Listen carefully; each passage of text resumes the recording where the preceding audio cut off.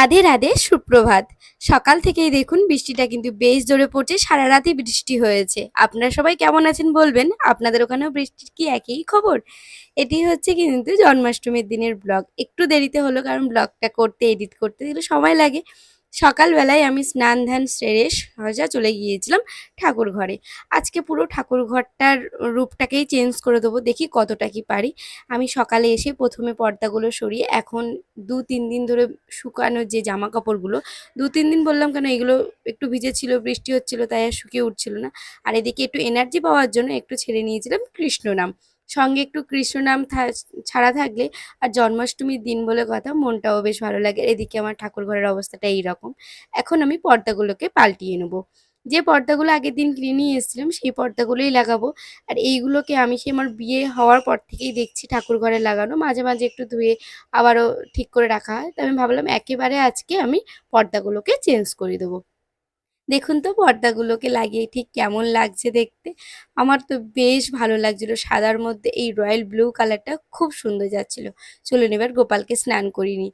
তার জন্মদিন বলে কথা, দেখুন তো আমার গোপাল সোনাকে কেমন লাগছে। আমি আগামী দিন ওকে কিন্তু খুব সুন্দরভাবে পরিষ্কার করে রেখেছিলাম। এইদিকে এখন গোপালের স্নানের জল প্রস্তুত করে নিচ্ছি। ৩টে পাত্রে আমি অল্প অল্প করে একটু গঙ্গা জল নিয়ে নিচ্ছি। আগে তুলসী পাতা দিয়ে নিয়েছি, এইটাতে আমি একটু হলুদ গাঁদা ফুল দিয়ে নিলাম। আর একটা পাত্রে একটু নিয়ে নেবো অগুরু। অগুরু কিন্তু একটু সেন্টের জন্য ইউজ হয়।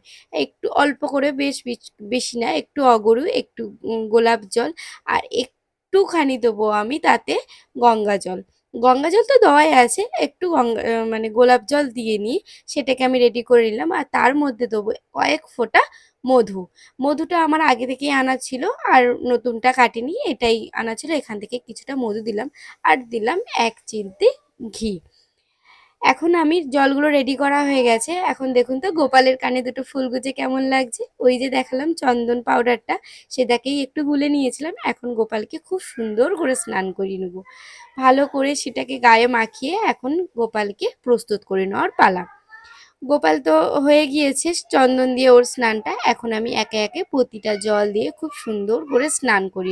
সন্ধ্যায় ব্রাহ্মণ মশাই এসে আবারও গোপালকে স্নান করাবে, তাই আমি বেশি কিছু না করে যে যতটুকুনি সম্ভব ততটুকুনি দিয়ে ওকে আমি সুন্দর করে স্নান করিয়ে নিচ্ছি। আর আমার বাগানের এই ছোট্ট দুটো রেইন লিলি আমার গোপালের কানে গুঁজে আমার গোপালকে কেমন লাগছে দেখুন তো। গোপালের স্নান করানো কমপ্লিট হয়ে গিয়েছে।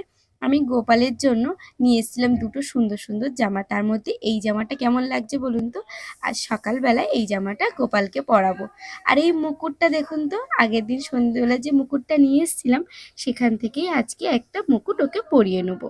এবার দেখুন তো আমার গোপালকে কেমন লাগছে। দেখে তো মুখটা ফেরানোই, মানে চোখটা ফেরানোই যাচ্ছে না, এত সুন্দর লাগছে গোপালকে। চলুন এবার গোপালকে আসনে বসিয়ে নিই। সুন্দর একটা আমি আসন বসিয়ে নিয়েছি। এবার এখন আমি গোপালকে সেখানে বসিয়ে নেব। এই দেখুন আমার গোপালকে কিন্তু বসানো কমপ্লিট হয়েছে। গোপালকে একটা সুন্দর হলুদ মানে বাসন্তী কালার গাঁদা দিয়ে সুন্দর করে সাজিয়ে নিচ্ছি। এদিকে আমি আমার বাকি ঠাকুরগুলোকে একে একে ফুল দিয়ে নেবো, কারণ আজকে আর স্নান করালাম না। আমাদের ঠাকুরমশাই বলেছেন উনি রাত্রেবেলা এসে সমস্ত ঠাকুরকে অভিষেক করিয়ে দেবেন। তাই বারবার জিনিস মানে আমি স্নান করাবো, তাই আর করালাম না। সকালে শুধু পুজো দিয়ে মানে ফুল দিয়ে নিলাম। ফুল টুল দেওয়া আমার হয়ে গিয়েছে। এবার আমি প্রদীপটা জ্বলিয়ে নেবো। জানেন তো আমি যবে থেকে বিয়ে করে মানে আমার বিয়ে হয়েছে, আমাদের বাড়িতেও জন্মাষ্টমী ব্রত পালন করা হয়। আমি মানে যবে থেকে জেনেছি জন্মাষ্টমীর ব্রত সম্বন্ধে, তখন থেকে জেনেছি জন্মাষ্টমীর ব্রতর দিন গোপালকে একটা ঘিয়ের প্রদীপ জ্বালাতে হয়। তাই চেষ্টা করব আজকে সারাদিন গোপালকে ঘিয়ের প্রদীপ দেওয়ার। এই আমি এখন সকালবেলায় ঘিয়ের প্রদীপ দিয়ে দিলাম গোপালকে। দেখুন কি সুন্দর, সঙ্গে সঙ্গে খুব সুন্দরভাবে ধরে উঠলো। আর এদিকে এই ধূপটা আজকে মানে সেদিনকে আমি দশকর্মার দোকানে গিয়েছিলাম, ওনারাই আমাকে এই ধূপটা দিয়ে বললেন এটা খুব সুন্দর, তুমি একবার নিয়ে দেখতে পারো।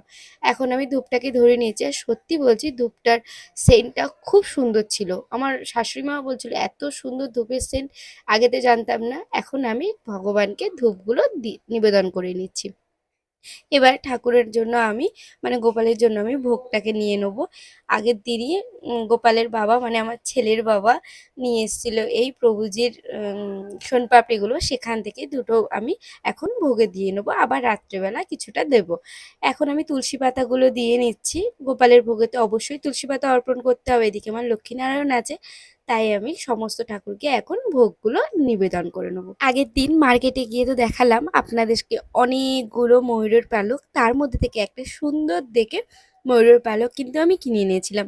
একটা না দুটো ময়ূরের পালক কিনেছিলাম। তার মধ্যে আজকে সকালবেলার গোপালের জন্মদিনের গোপালের প্রথম গিফট হলো সুন্দর একটা জামা, আর হলো এই ময়ূরের পালকটা। এটুকুনি নিয়েই গোপালকে আমি সন্তুষ্ট থাকতে বললাম, তারপরেই আমি পুজোটাকে সেরে নিলাম। পুজো সারার পরেই আমি চলে গিয়েছিলাম ভগবানকে ভোগ দিয়ে একটু মন্দিরটাকে ঢেকে। এবার আমি মন্দিরটাকে ঢেকে দেবো। এখন আমি আরও কয়েকটা কাজ সেরে নেবো। আর একা হাতেই সমস্ত বাজারগুলো সারছি, বরমশাইয়ের সময় হচ্ছে না, আর কি করব, কি কি বাকি আছে সেইগুলোকেই একটা লিস্ট করে নিচ্ছিলাম। তারপরেই সন্ধেবেলা তো কিছু লোকজন আসবে, তার জন্যই আমার ঘরের ভোলটাকে একটু বাড়িয়ে নিচ্ছিলাম, মানে একটু ওই বেড কভার টভারগুলোকে চেঞ্জ করে নিচ্ছিলাম। এই বেড কভারটি আমার বাবা মা আমাকে বিয়েতে দিয়েছিল। আর খুব একটা পাতা হয় না, একটু লাইট কালার বলে খুব একটা পাতা হয় না, মাঝে মাঝে ওকেশন পারপাসেই পাতি। তাই দেখুন এখন আমার সমস্ত বালিশগুলোতে বেড কাভার পরানো হয়ে গেছে, আর এখন এগুলোকে গুছিয়েও রেখেছি। এবার যাব একটু বাজারে। মাঝে পড়ে আমি ঠাকুরের ভোগটাকেও কিন্তু তুলে নিয়েছিলাম। বাজারে এসেই গোপালের জন্মদিন বলেই কথা, বেলুন না নিলে হয়। আর এদিকে একটা প্রদীপও নিয়ে নিলাম। এখন নিয়ে নেবো একটা দেবীঘট। এখান থেকে একটা সুন্দর পিতলের দেবীঘট নিয়ে নিয়েছি। আর বাজারে গিয়ে দেখলাম কিছু সুন্দর শসাও উঠেছে টাটকা টাটকা। বললো উনি সবে নিয়ে এসেছেন গাছ থেকে তুলে, তাই সেখান থেকে নিলাম কিছুটা শসা। আর দেখুন আজকে জন্মাষ্টমী বলে কথা, বাজারে তো সুন্দর ছোট্ট ছোট্ট মুকুটের চারিদিকে মানে বিশাল ব্যাপার। দেখুন এই মুকুটগুলো কি সুন্দর লাগছে, কিন্তু দাম প্রচুর। আমি তো আমার গোপালের জন্য আগের দিনই নিয়েছি। তারপর এটা নারকেল নিয়ে এই কাকুর কাছ থেকে নিয়ে নেবো এখন একটা ল্যাম্প। এবার আমাদের এই ল্যাম্পগুলো কাকু সেটিং করে দেবে, আর যাব বাড়ির উদ্দেশ্যে। এই ছিল আজকে জন্মাষ্টমীর প্রথম মানে পার্ট 1 ব্লগের। যদি ভালো লেগে থাকে অবশ্যই কিন্তু লাইক কমেন্ট শেয়ার সাবস্ক্রাইব করতে ভুলবেন না। আপনারা সুস্থ থাকবেন।